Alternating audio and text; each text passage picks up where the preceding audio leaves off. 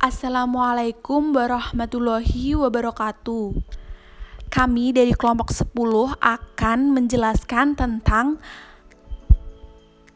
adab dan pergaulan kepada sesama manusia dalam materi agama Islam. Dengan nama anggota, yang pertama Ervina Diah Kustiara dengan NIM 101200061, dan yang kedua Fauzi Akbar Firdaus dengan NIM 101200067. Yang ketiga Dea Abdillah Sari dengan NIM 101200068. Dan yang keempat Lenia Erintias dengan NIM 101200094. Dan yang terakhir Neni Nirmalasari dengan NIM 101200120. Sebelum menjelaskan tentang pengertian adab dan contoh-contoh dari adab, di sini kami akan menjelaskan terlebih dahulu tentang pergaulan kepada sesama manusia. Islam merupakan agama yang mengajarkan pengikutnya berbagai dasar dalam menjalani kehidupan di dunia, juga untuk menyiapkan diri di akhirat. Islam tidak semata mengenai ibadah yang sifatnya kepada Allah, tetapi juga ibadah yang sifatnya adab dalam pergaulan kepada sesama manusia. Dalam bahasa Arab, kata adab merupakan bentuk kata benda dari kata kerja adaba, yang berarti kesopanan, sopan santun, tata krama, moral, nilai-nilai yang dianggap baik oleh masyarakat. Jadi, pengertian dari adab adalah norma atau aturan mengenai sopan santun yang didasarkan atas aturan agama, terutama agama Islam. Norma tentang adab ini digunakan dalam pergaulan antar manusia yang meliputi adab kepada orang tua, adab kepada guru, dan adab kepada sesama manusia. Berikutnya, kami akan menjelaskan tentang adab kepada orang tua. Adab terhadap orang tua. Pengertian. Adab terhadap orang tua adalah berbuat baik kepada orang tua dengan ihsan dan sopan santun agar mendapatkan ridho dari keduanya. Contoh adab terhadap orang tua. 1. Selalu mendahulukan orang tua. Sebagaimana yang pernah diceritakan oleh Rasulullah SAW mengenai 3 orang pemuda yang terjebak di dalam gua, salah satunya pun berdoa kepada Allah, di mana dalam doa tersebut menunjukkan bahwa ia selalu mendahulukan untuk memberi susu kepada orang tuanya sebelum memberikannya pada anak-anaknya sendiri. Hadis riwayat Bukhari nomor 5978 dan Muslim nomor 2743. 2. Meminta maaf. Sebagai seorang anak, hendaknya kita selalu meminta maaf kepada orang tua jika kita telah berbuat salah, sebagaimana yang dicontohkan oleh saudara Nabi Yusuf alaihi salam, yang mana mereka meminta maaf kepada orang tua mereka ketika berbuat salah. A'udzu billahi minasy syaithanir rajim.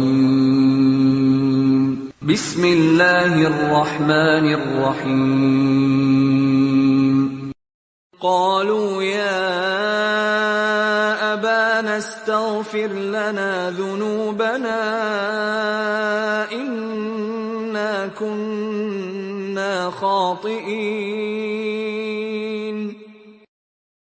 Artinya, wahai ayah kami, mohonkanlah ampun bagi kami terhadap dosa-dosa kami. Sesungguhnya kami adalah orang-orang yang bersalah atau berdosa. Quran Surat Yusuf ayat 97. 3. Menafkahi orang tua.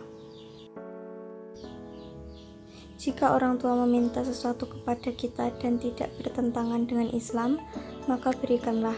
Jangan pernah takut untuk kehabisan harta, karena itu merupakan salah satu adab dan jalan berbakti kepada orang tua. Dari Jabir bin Abdullah bahwa seorang berkata, "Wahai Rasulullah, sesungguhnya aku mempunyai harta dan anak.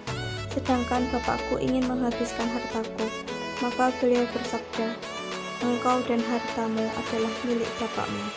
Hadis riwayat Ibnu Majah.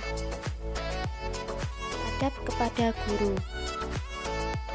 Pengertian adab pada guru. Adab pada guru adalah suatu bentuk tingkah laku yang baik dari seorang murid kepada orang yang lebih tua ataupun orang yang lebih mulia baginya, seperti halnya kepada guru yang telah menjadi perantara untuk mendapatkannya ilmu dan yang membimbing dikala menuntut ilmu, sopan terhadap guru dan berakhlak baik kepada guru. Contoh-contoh adab kepada guru. Yang pertama, mendoakan kebaikan guru. Rasulullah SAW bersabda, Qala Rasulullah sallallahu alaihi wasallam, wa man ata ilaikum ma'rufan fakafi'uhu fa illam tajidu fad'u lahu hatta ya'lam an qad kafa'tumu. artinya, apabila ada yang berbuat baik kepadamu, maka balaslah dengan balasan yang setimpal. Apabila kamu tidak bisa membalasnya, maka doakanlah dia hingga engkau memandang telah mencukupi untuk membalas dengan balasan yang setimpal. Hadis riwayat Bukhari. Yang kedua, menghormati guru. Memandang kedudukan guru itu sangat mulia, maka sewajarnya mereka dihormati dan dikenang jasanya sepanjang hayat. Rasulullah SAW bersabda, Qala Rasulullah sallallahu alaihi wasallam, laisa minna man lam yujilla kabirana wa yarham saghirana wa ya'rif li'alimina. Hadis riwayat Ahmad. jangan mencari-cari kesalahan guru. Para guru bukanlah malaikat, mereka tetap berbuat kesalahan. Jangan mencari-cari kesalahannya. Ingatlah firman Allah. La tajassasu wa la yaghtab ba'dukum ba'dan ayuhibbu ahadukum ayyakulalah ma'akhihi mayyitan fakarihtumu.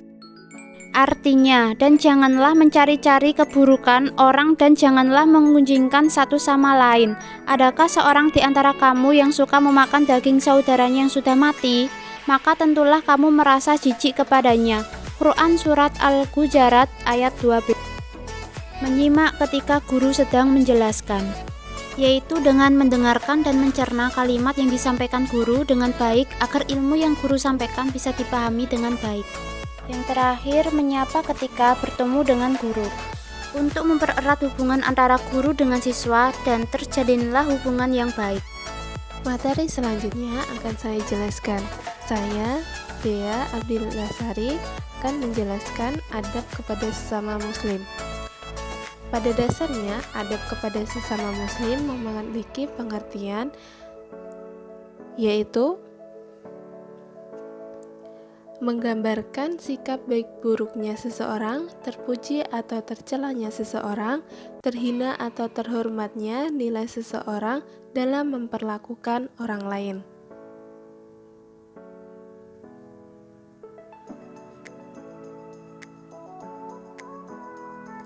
Adapun hak sesama muslim, yaitu yang pertama mengucapkan salam. Dalam sebuah hadis mengatakan afshus salama bainakum, yang artinya sebarkanlah salam di antara kalian. Salam merupakan doa. Dengan mengucapkan salam kepada saudara kita, berarti kita telah mendoakan kebaikan kepada mereka. Tujuannya untuk menumbuhkan rasa cinta di antara sesama muslim sebagai sifat seorang yang beriman.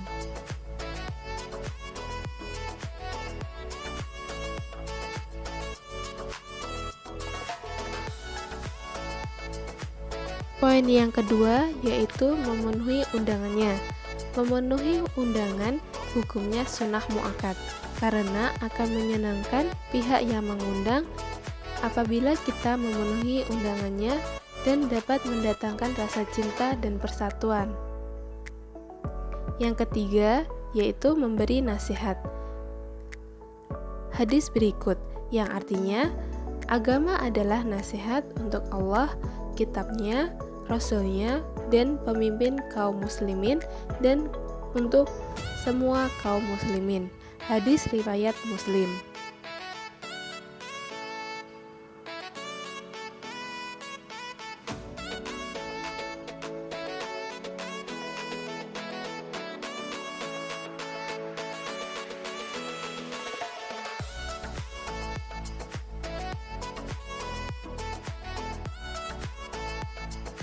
Poin yang keempat yaitu mendoakannya ketika bersin. Mendoakan seorang muslim yang bersin, kemudian dia memuji Allah, hukumnya wajib. Wajib pula bagi yang bersin menjawab doa tersebut. Dalam sebuah hadis yang mengatakan, sesungguhnya Allah menyukai bersin dan membenci menguap. Maka jika salah seorang kalian bersin dan memuji Allah, wajib bagi setiap muslim yang bernya agar mendoakannya. Yarhamukallah, yang artinya semoga Allah merahmatimu. Hadis riwayat Al-Bukhari.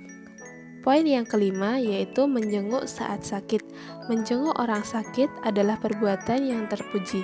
Tujuannya untuk menghibur, mendoakannya, dan memberi semangat agar tetap tabah dalam menghadapi ujian Allah.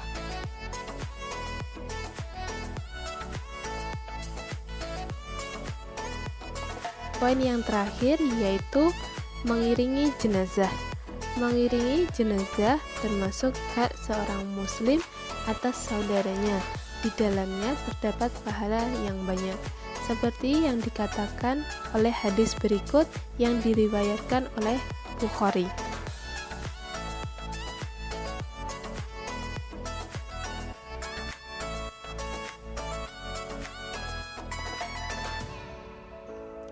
Contoh adab kepada sesama manusia.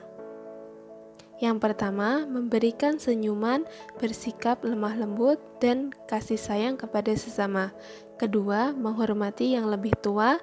Tiga, saling tolong menolong. Empat, sesama muslim seharusnya saling merendahkan diri dan tidak menyombongkan diri atau meremehkan yang lain. Kelima, berakhlak yang terpuji. Enam, berbaik sangka dan tidak memata-matai kegiatan mereka. 7. Memaafkan kesalahan dan menahan amarah.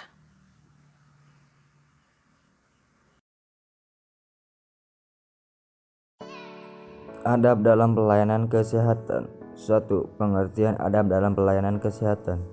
Adab dalam pelayanan kesehatan yaitu norma atau aturan mengenai sopan santun, suatu konsep yang dipakai dalam pemberian layanan kesehatan terhadap masyarakat yang dibingkai dengan kaidah-kaidah Islam. 2. Dalil tentang kesehatan. Dalil atau hukum Al-Quran tentang kesehatan ini terdapat dalam Quran Surat Yunus ayat 57. يا أيها الناس قد جاءتكم موعظة من ربكم وشفاء لما في الصدور وهدى ورحمة للمؤمنين. Yang artinya, hai manusia, sesungguhnya telah datang kepadamu pelajaran dari Tuhanmu dan penyembuh bagi penyakit-penyakit yang berada dalam dada, ataupun petunjuk serta rahmat bagi orang-orang yang beriman. 3. Pelaksanaan pelayanan kesehatan yang Islami.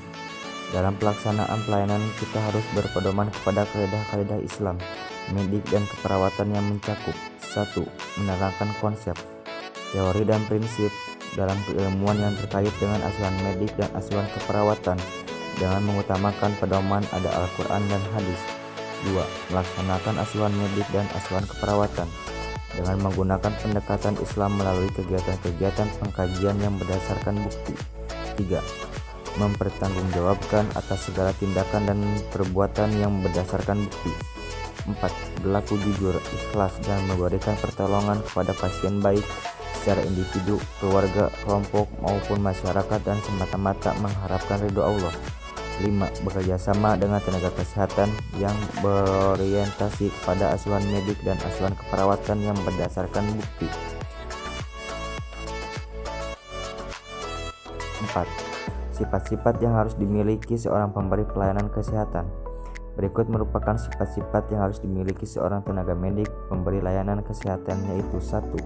Tulus ikhlas karena Allah Subhanahu wa taala dalam surat Al-Bayyinah ayat 5, penyantun dalam surat Al-A'raf ayat 56 atau surat Al-Baqarah ayat 263. 3. Ramah dalam surat Ali Imran ayat 159. Sabar dalam surat Asy-Syura ayat 43. 5. Menyimpan rahasia dalam surat An-Nisa 148 atau An-Nur ayat 19. 6. Dapat dipercaya dalam surat Al-Mu'minun ayat 1-11 atau dalam surat Al-Anfal ayat 27. 5. Kesimpulannya, dalam pandangan hukum Islam itu sendiri merawat pasien merupakan tugas mulia, baik secara tersurat maupun tersirat. Dalam menjalankan pelayanan kesehatan harus mendahulukan dan mementingkan keselamatan pasien di bidang dengan kepentingan yang lainnya. Oleh sebab itu, penyelenggaraan pelayanan kesehatan harus dilakukan secara bertanggung jawab, bersungguh-sungguh, aman, dan memberikan mutu pelayanan yang memuaskan. Dengan pemikiran yang hipotetik tentang pelayanan kesehatan yang dapat mewujudkan pelayanan prima menjadi kewajiban bagi semua individu, kelompok-kelompok, atau bekerja sama mengembangkan pelayanan kesehatan yang baik. Itu menjadi tuntunan bagi semua pusat pelayanan kesehatan.